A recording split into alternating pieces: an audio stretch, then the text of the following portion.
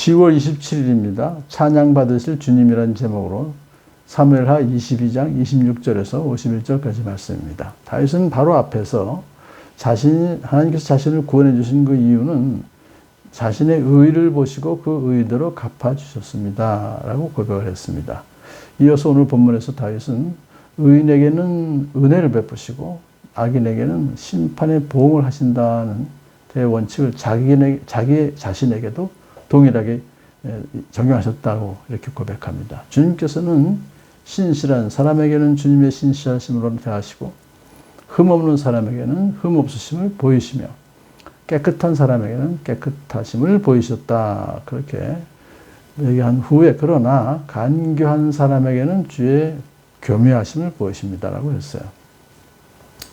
자, 그러므로 여기서 우리가 유념해야 될 점이 몇 가지 있습니다. 다윗이 여기서 말한 의라고 하는 것은 또 신실함, 흠없는 깨끗함이라고 하는 것은 도덕적 개념이 아니라 법적인 의미를 갖습니다. 우리가 예수 믿고 의롭게 되는 것은 법적으로 의롭다 선포해 주는 거죠. 그러니까 다윗도 오실 메시아를 믿고 의롭게 되는 것이에요. 그러니까 다윗이 여기서 말하는 의는 전혀 죄가 없는 상태나 또는 하나님의 완전한 거룩한 그 상태에 도달하는 것을 말하는 것이 아니죠. 선행을 쌓음으로써 의롭다 인정받는 것도 아닙니다. 우리가 비록 중생했을지라도 이 세상에는 죄의 오염이 존재하기 때문에 전혀 죄 없는 상태에 이를 수가 없어요. 그래서 여기서 다윗이 강조한 의의 개념은 무엇일까요? 그것은 다름 아닌 언약 관계에서의 의라고 하는 개념입니다. 즉 다윗이 앞에 21절에서 내가 의롭게 산다 하여 라고 말할 때 그 의는 자신의 의를 말하는 것이 아니라 하나님과의 언약 관계를 통해서 얻는 의를 가리키고 있는 것입니다. 그러므로 이 의에 있어서 가장 중요한 것은 하나님의 주권적인 은혜라는 사실입니다. 하나님께서 다윗을 먼저 찾아오셨고 먼저 말씀하셨고 먼저 은혜를 베푸셨어요. 그래서 기름 부어 왕을 삼으시고 계속해서 지켜주셨죠. 자, 그러므로 다윗은 자신을 찾아와 주신 하나님께 믿음과 순종의 반응을 보였다는 사실입니다. 다윗은 자신을 찾아오신 하나님을 자기의 주인으로 모시고 그분께 자신을 맡겼으며 그분의 말씀에 복종하는, 순종하는 것을 보였죠. 바로 이러한 믿음과 순종이 하나님과의 언약적 관계를 가능케 했습니다. 그리고 이 언약적 관계에서 다윗은 의롭다 하는 인정을 받게 된 것입니다. 옛날에 아브라함도 그랬고요. 다윗도 그랬고 모두 율법을 행함으로 의를 얻은 것이 아니라 하나님을 믿고 신뢰함으로 의를 얻은 것이죠. 자, 세 번째로 하나님의 말씀을 어긴다고 해서 이 언약 관계에서의 의가 파괴되는 것이 아니에요.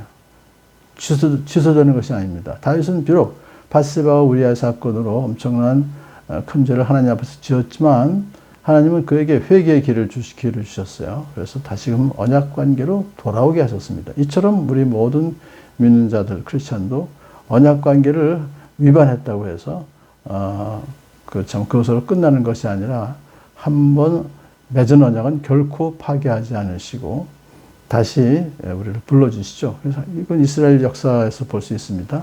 당신을 배반한 이스라엘 백성들에게 진노를 하셨습니다만 결코 그들을 버리지 않으셨다는 사실을 통해서 우리가 알 수 있습니다. 자, 다윗은 계속해서 이렇게 고백합니다. 주님은 나의 등불이십니다. 주님밖에 그 어느 누가 하나님이며 우리의 하나님밖에 그 어느 누가 구원의 반석이신가요?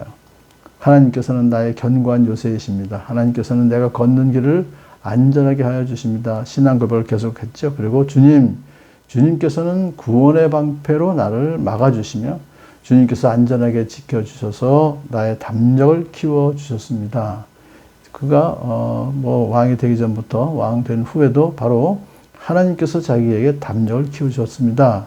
그래서 나는 원수들을 뒤쫓아가서 다 죽였으며 그들을 전멸시키기까지 돌아서지 않았습니다. 그들이 나의 발 아래 쓰러져서 아주 일어나지 못하도록 그들을 내가 무찔렀습니다.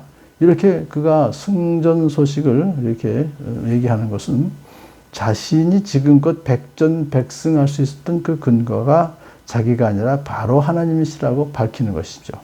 하나님께서 자기에게 민첩성을 주셨고 힘과 기술을 주셨고 인내심과 집중력을 주셨고 영맹성과 담대함을 주셨기 때문에 대적들을 산산이 부수어 땅에 먼지처럼 날려보내고 길바닥에 진흙처럼 짓밟아서 흩을 수가 있었던 것입니다. 주님께서는 반역하는 백성에게서 나를 구하여 주시고 나를 지켜주셔서 뭇 민족을 다스리게 하시니 내가 모르는 백성들까지 나를 섬깁니다. 이방 사람들이 나에게 와서 굽실거리고 나에 대한 소문만 듣고서도 모두가 나에게 복종합니다. 이 스토리는 다윗을 통일왕국의 이제 왕으로 굳건히 세워주신 다음에 다윗은 주변의 이방 나라들을 모조리 정복했어요. 그래서 가나안 일대의 이제 실권자로 떠오르게 됐습니다. 그것이 다 하나님께서 세워주신 것이다. 그렇지만 이 이스라엘 왕국도 사실은 얼마 가지 못해서 망하고 말았죠. 그러므로 여기서 다윗의 고백, 이방 사람 모두가 나에게 복종한다라고 하는 그 고백은 장차 다윗의 혈통으로 이 땅에 오실 기름 부음 받은 메시아 그리스도 앞에서 예수님 앞에서 세계 모든 사람이 무릎을 꿇게 될 것이다 하는 것을 이미 미리 여기서 예언한 것이죠. 자, 다윗은 이 승전가의 마지막을 찬양으로 마무리 짓습니다. 주님은 살아계신다. 나의 반석이신 주님을 찬양하여라. 나의 구원의 반석이신 하나님을 높여라. 찬양하라. 높여라. 라고 감사하는 마음으로 하나님을 찬양하고 있습니다. 하나님께서 나의 원수를 갚아주시고 뭇 백성을 나의 발 아래 굴복시켜 주셨습니다. 나를 치려고 일어서는 자들보다 나를 더욱 높이셔서 포악한 자들에게서도 나를 건지셨습니다. 그러므로 뭇 백성이 보는 앞에서 주님께 감사드리며 주님의 이름을 찬양합니다. 다윗은 공개적으로 모든 백성들이 보는 앞에서 이렇게 하나님께 승전가를 불러서 찬양을 했습니다. 이 승전가를 이렇게 마지막으로 결론 짓습니다. 주님은 손수 세우신 왕에게 큰 승리를 안겨주시는 분이십니다. 자기를 두고 말하는 것이죠. 손수 기름을 부어 세우신 다윗과 그의 자손에게 한결같은 사랑을 영원 무궁토록 베푸시는 분입니다. 그러니까 여기서 그의 자손은 누굴 말할까요? 바로 이것은 예수 그리스도를 말하는 것이죠. 그래서 다윗과 그의 자손 또 그의 자손이라고 하는 것은 결국 예수 그리스도를 믿는 모든 우리 성도들을 말하는 것이죠. 한결같은 사랑을 영원토록 베푸시는 분이십니다. 이렇게 다윗은 자기의 승전가의 마지막을 예수 그리스도께서 오셔서 우리들에게 한결같은 사랑을 영원토록 베풀어 주실 것을 선포하고 고백하고 있는 것입니다. 오늘 바로 이 선포, 이 고백이 우리에게 적용되어서 예수 그리스도 통하여 하나님의 그 한결같은 사랑을 우리가 계속해서 받고 오늘도 은혜 가운데 살아가게 하신 것을 감사를 드립니다.